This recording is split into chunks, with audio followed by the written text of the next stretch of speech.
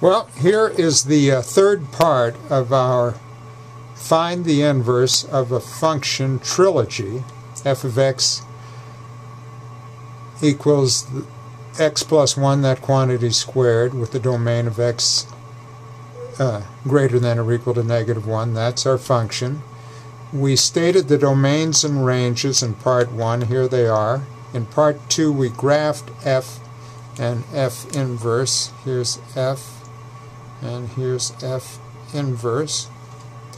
And in this part, we're going to determine the equation of f inverse of x. So to start, f of x equals x plus 1 quantity squared.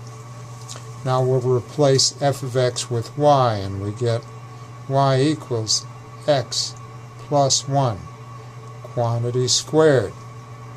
Now we'll exchange x for y, and we get x equals y plus 1 quantity squared. Now our next task is to isolate y, so will you agree we'll take the square root of both sides, and we get y plus 1 equals plus or minus the square root of x. This plus or minus poses a little problem, but we're going to resolve that. So let's isolate y first. Y equals plus or minus the square root of x minus 1, subtracting 1 from both sides.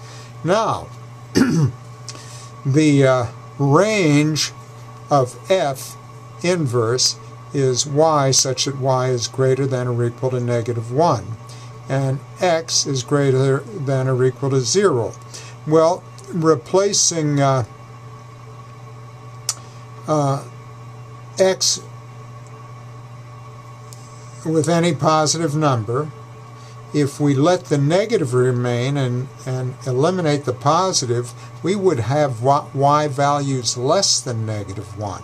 We need y values greater than or equal to -1.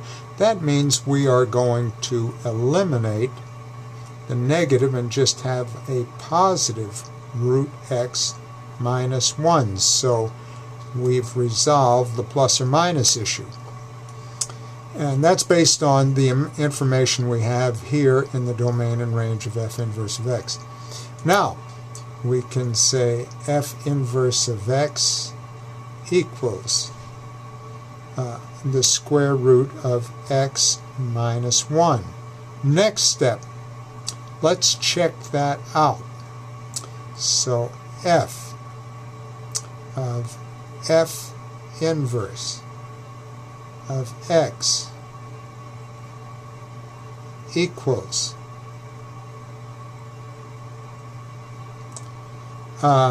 and if we put an f inverse of x here, we have to put it here. So f inverse of x is root of x minus 1, and now we still have to install this plus 1 right here. So plus 1 raised to the second power.